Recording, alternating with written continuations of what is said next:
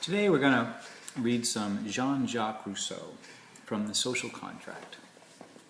Again, we're using Aspects of Western Civilization by Perry M. Rogers. Great book. Highly recommended.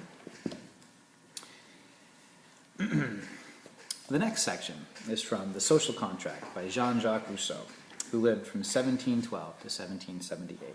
Although Rousseau spent much of his life in intimate contact with the philosophes, great philosophers from the Enlightenment, he rejected their attitude that the human being is a rational creature whose confidence in reason would result in liberty and equality. Rousseau advocated the elimination of political despotism, dictatorship, and the introduction of a new social order in which the only authority of the general will of the governed placed limits on individual freedom. His ideas provided the most inspirational justification for revolutionary action during the 18th century. So he's going to be one of the guys that drives the French Revolution and the American Revolution. Okay, he says, "We will suppose that men in a state of nature are arrived at that crisis when the strength of each individual is insufficient to defend him from the attacks he is subject to. This primitive state can therefore subsist no longer, and the human race must perish unless they change their manner of life. As men cannot create for themselves new forces, but merely unite and direct those which already exist, the only means they can employ for the preservation is to form by aggregation an assemblage of forces that may be able to resist all assaults, be put in motion as one body, and act in concert upon all occasions." So essentially he's saying that, and once again, this is the state of nature. How did we go from not being governed to being governed? And he says, we get to a point where we can't protect ourselves from the outside attacks of some bad guys out there, and so we're going to come together and form some type of government, some way to direct the strength of all of us to protect all of us. This assemblage of forces must be produced by the concurrence of many, as the force and the liberty of a man are the chief instruments of his preservation. How can he engage them without danger and without neglecting the care which is due to himself?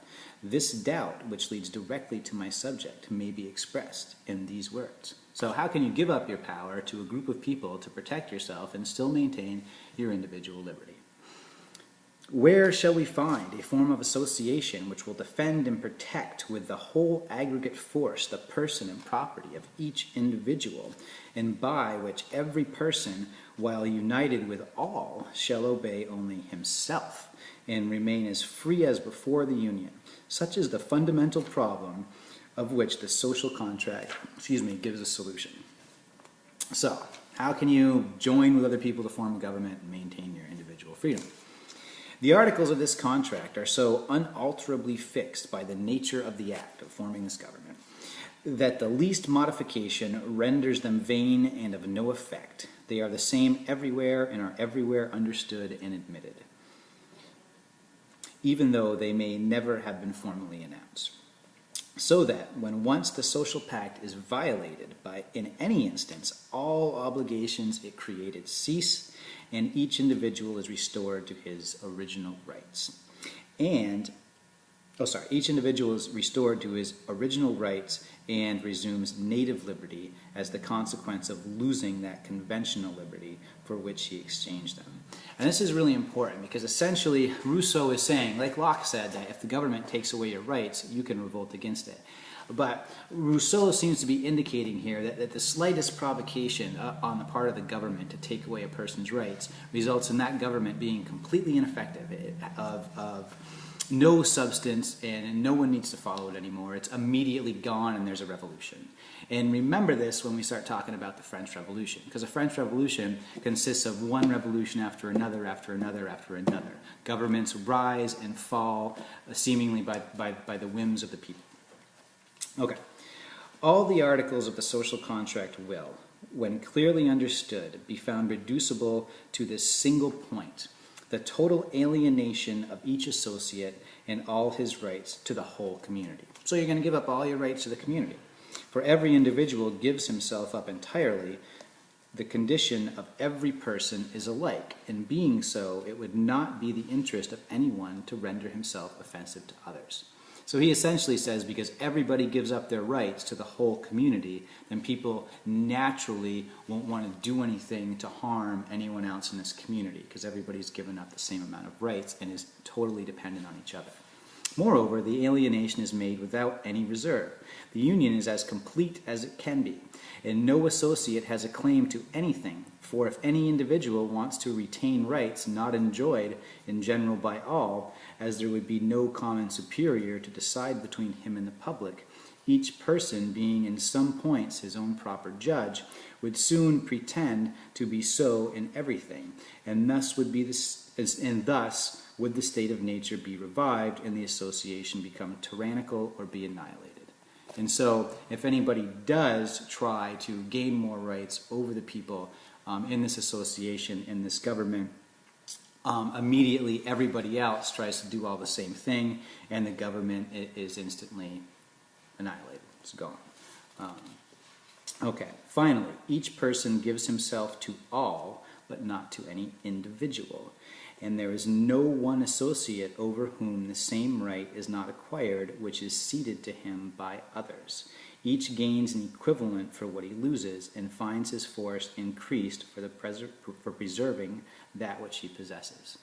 So we give up I give up my rights to this association, but in return I gain the rights of everybody in the association, which makes me and my property much more likely to be protected by all. So also, I've only given my rights to the community, not to any one person in the community, so that way no one person is going to have one power over me or anyone else. If therefore we exclude from the social compact all that is not essentially necessary, we shall find it reduced to the following terms. We each of us place in common his person and all his power under the supreme direction of the general will, and we receive into the body each member as an indivisible part of the whole. One group together making each decision based on the general will, which is going to end up being the majority.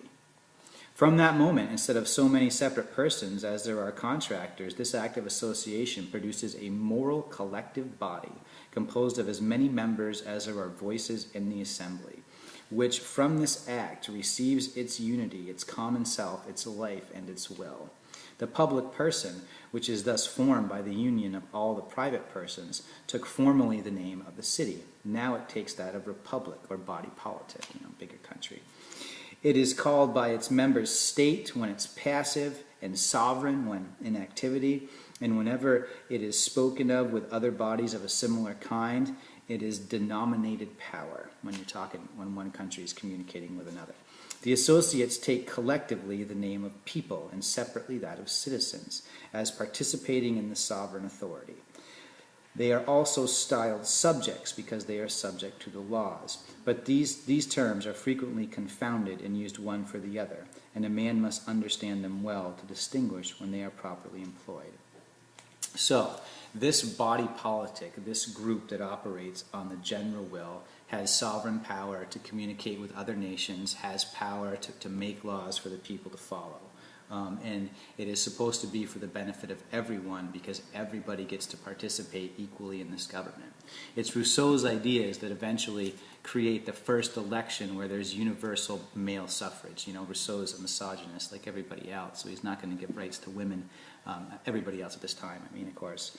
But he does create the first election where all men in France get to vote. Sadly, he doesn't listen to Montesquieu, and the powers are not divided, and so that one body elected by the general will ends up becoming as tyrannical as any dictator really in history. In fact, each individual may, as a man, have a private will dissimilar contrary to the general will which he has as a citizen. His own particular interest may dictate to him very differently from the common interest. His mind, naturally and absolutely independent, may regard what he owes to the common cause as a gratuitous contribution, the omission of which would be less injurious to others than the payment would be burdensome on himself. and considering the moral person which constitutes the state as a creature of the imagination, because it is not a man, he may wish to enjoy the rights of a citizen without being disposed to fulfill the duties of a subject. An injustice which would, in its progress, ruin the body politic. So really, all Rousseau's saying here is that yes, in this kind of utopian-style government that he envisions, people can act against the interests of everybody else. Everybody is not going to act with the general body politic in mind. People have individual interests. And so he's going to offer a solution. In order, therefore, to prevent the social compact from becoming an empty formula, it tacitly includes this premise, which alone can give effect to the others, that whoever refuses to obey the general will shall be compelled to it by the whole body, which is in fact only forcing him to be free. For this is the condition which guarantees his absolute personal independence to every citizen of the country, a condition which gives motion and effect to the political machine, which alone renders all civil engagements legal, and without which they would be absurd, tyrannical, and subject to the most enormous abuses. And so in this little section here, at the end of this reading, Rousseau essentially says that if you do not agree with the majority, then you can be compelled to agree, forced to agree. And in fact, being forced to agree and being forced to act the way this kind of utopian, egalitarian government wants you to, it is only forcing you to be free. And we're going to see this language in the French Revolution, and we're going to see the government that Rousseau envisions, while very inspiring to a lot of people at first, is going to end up committing the worst atrocities in the French Revolution, the Reign of Terror. Because essentially, one group of people running by the concept of majority rules is just as tyrannical as one person acting in their own will. Good? Okay. Thanks for listening. The authority of the general will of the governed placed limits on individual freedom. His ideas provided the most inspirational justification for revolutionary action during the 18th century. So he's going to be one of the guys that drives the French Revolution and the American Revolution. The next section is from The Social Contract by Jean-Jacques Rousseau, who lived from 1712 to 1778. Although Rousseau spent much of his life in intimate contact with the philosophes, great philosophers from the Enlightenment, he rejected their attitude. Okay, he says, "We will suppose that men in a state of nature are arrived at that crisis when the strength of each individual is insufficient to defend him from the attacks he is subject to. This primitive state can therefore subsist no longer, and the human race must perish. That the human being is a rational creature whose confidence in reason would result in liberty and equality."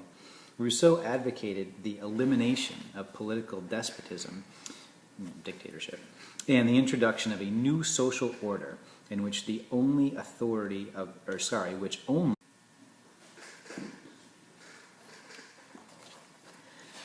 Today we're going to read some Jean-Jacques Rousseau from The Social Contract. Again, we're using Aspects of Western Civilization by Perry M. Rogers. Great book. Highly recommended.